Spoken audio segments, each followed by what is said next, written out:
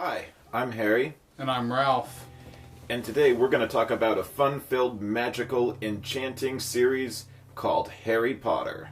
Most of you have probably heard about it. It's one of the best-selling series of all time, both for books and movies. I think a lot of people have kind of grown up with the series and know it really, really well, and it's probably one of the defining movies of the 2000s. It is.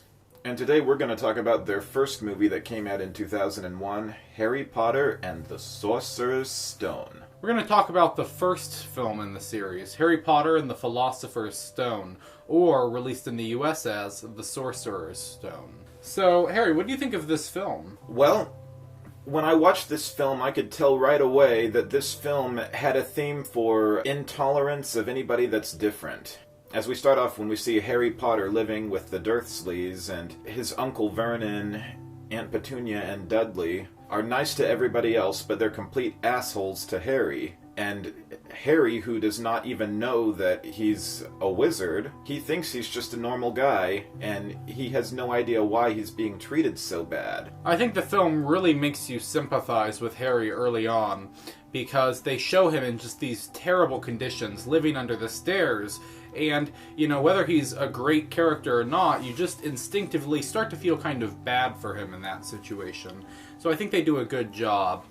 Now, when I personally think about the Harry Potter series, I think the most memorable and best films are the ones towards the end of the series. But I will say, this film does one thing really well, and that's exposition. It really introduces you to the wizarding world in a great way. I think going to Diagostine Alley, tapping on the bricks, Harry getting his wand, getting his owl, there's a lot of really, really fun scenes during the first half of the movie. And I think those are probably my favorite scenes in the whole movie. Just going to Hogwarts for the first time, seeing the castle, seeing the magic shops. I think all that stuff is really, really cool world building. I thought so too. And what really got me about this film is that when you watch him go to this magnificent school of witchcraft and wizardry, it's fantastic, and it makes you just want to be a student there yourself. It just feels like such a wonderful place where it would be such a privilege to get to be there. And that's one of the few movies that I've ever wished I could be a character in myself. Yeah, it would be pretty nice to get to go to Hogwarts. Normally, you wouldn't want to live inside the world of most films, but I think Harry Potter would be kind of nice, at least in the early movies, maybe not so much later on. And that's one thing that I think this film does really well, is that it sets up the later movies really well. Because I think, this might honestly be my least favorite of all the Harry Potter films, just because it takes so long to finally get going. But I think that does the other films a favor, because it establishes a whole lot of elements, a whole lot of set pieces in this world. And when the second film or the third film comes in, they don't need to establish all this stuff. They can just get going right into the story. And I think that's really nice. So this film is, I think, one of my least favorite of the Harry Potter films, but I think it does a really good job setting up the other films. And of course, it was the one that started them all.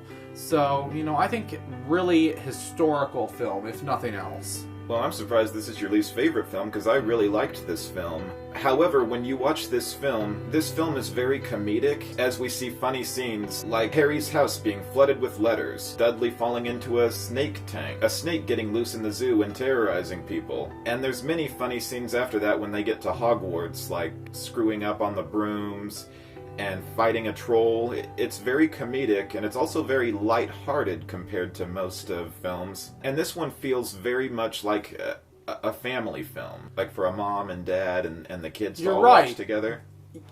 Yeah, you're right. I think that this is kind of a good family film. The other films are still marketed at teenagers and at young people, but this one feels like it's the most aimed at kids. And I think that's really good for the target audience, because the films naturally kind of get darker and more serious. I've never seen another series like that, where not only do the characters age and become older, but the themes and storylines become older and more mature as well. So, really amazing. I think Daniel Radcliffe, Harry, is a great actor, even in movie 1. He just gets better as they go along, but it's pretty incredible that they were able to spot him that young. I mean, Emma Watson also, just the entire cast of kids are fantastic. And I normally don't like child actors, but I think they're all really good. And I think that normally you take an actor who's good in a comedic setting and you make it more dramatic, it's going to get worse. But I think those kind of funny kids they established in the first film, they are really good as teenagers when they get older also. So, you know, I think this film had a lot of really good ingredients that just opened it up for a lot of great sequels. I agree with that. Absolutely. And I just admired so many of the characters in this film. We've got Dumbledore, who's like an old Santa Claus, and then Hagrid is like just this big teddy bear who you just want to hug. Oh, I love Hagrid. And then there's Severus Snape, who may not be evil, but he's very cold and very unapproachable. And when you're in his class, it's like you think of yourself in his class, and you do not want to get on his bad side. You're right. You know, maybe we won't talk about Severus Snape as much in this movie, but I think he's one of the most interesting characters in the whole series, and you don't really realize why until later. And then there was Professor McGonagall. I forgot the actress who played her. Oh yeah, but I love her. I think that she really comes off as kind of grandmotherly, but just with her voice and her hat, I think she's really wonderful. She's kind of like the opposite of Umbridge, in that she seems like a really nice old lady.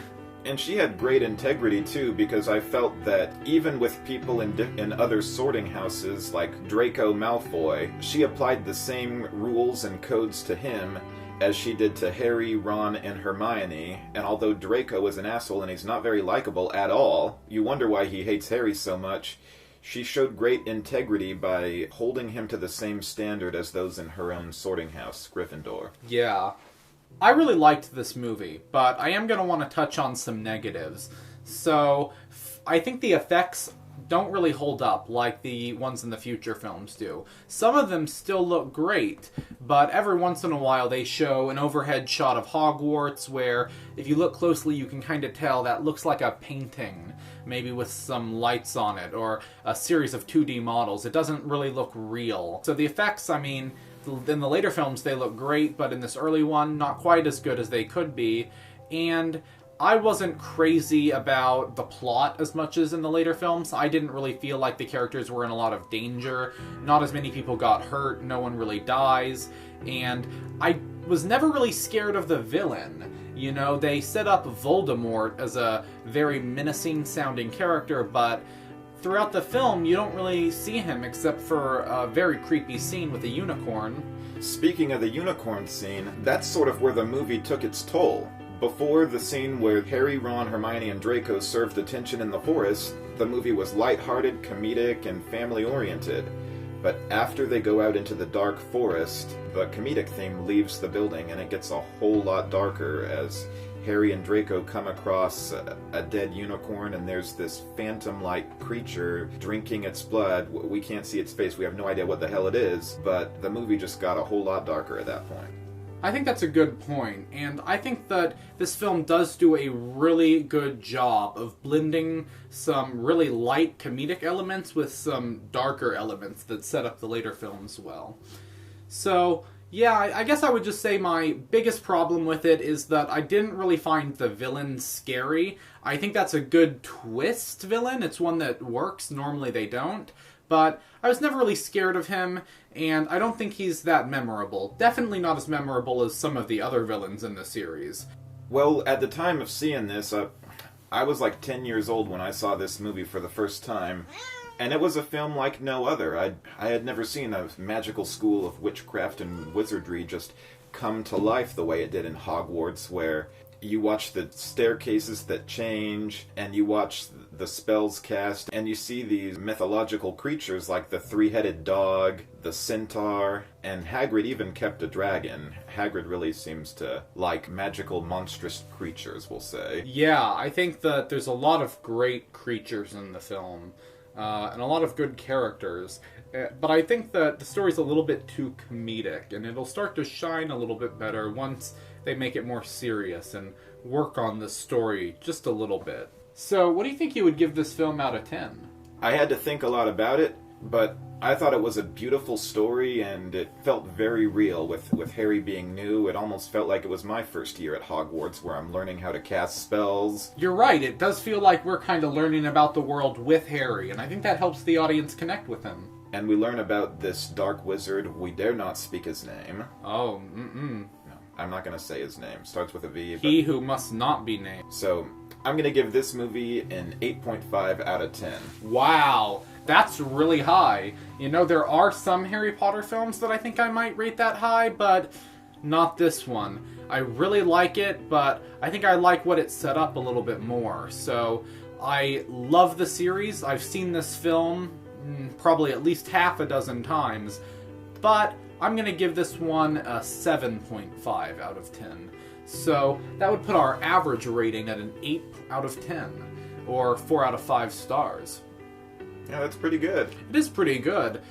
Pretty high rating for a kids movie. You know, normally, especially stuff that's for kids or young adults, adapted from a book, kind of marketed for teens, it's usually not that good, but especially one where there's a ton of sequels. Normally, with each sequel, it gets a little worse. But I think these are kind of groundbreaking in that not only is it a really good blockbuster movie for kids, but it has great sequels also. I think it's incredible that Harry Potter had 8 films, and even on the 8th film, the plot, the storyline, the action, the special effects held up just as well as the first film, which is something you don't see very often. Yeah, maybe even better than the first film, which is something you almost never see. So I think we can both say that we're really glad that this film exists, and it's really special. There's not very many films like it, and we're probably not ever going to get a kids movie like this one again. So anyway, that was our review for Harry Potter and the Philosopher's Stone. See ya. Thank you. Please subscribe and leave a comment below. Stay awesome.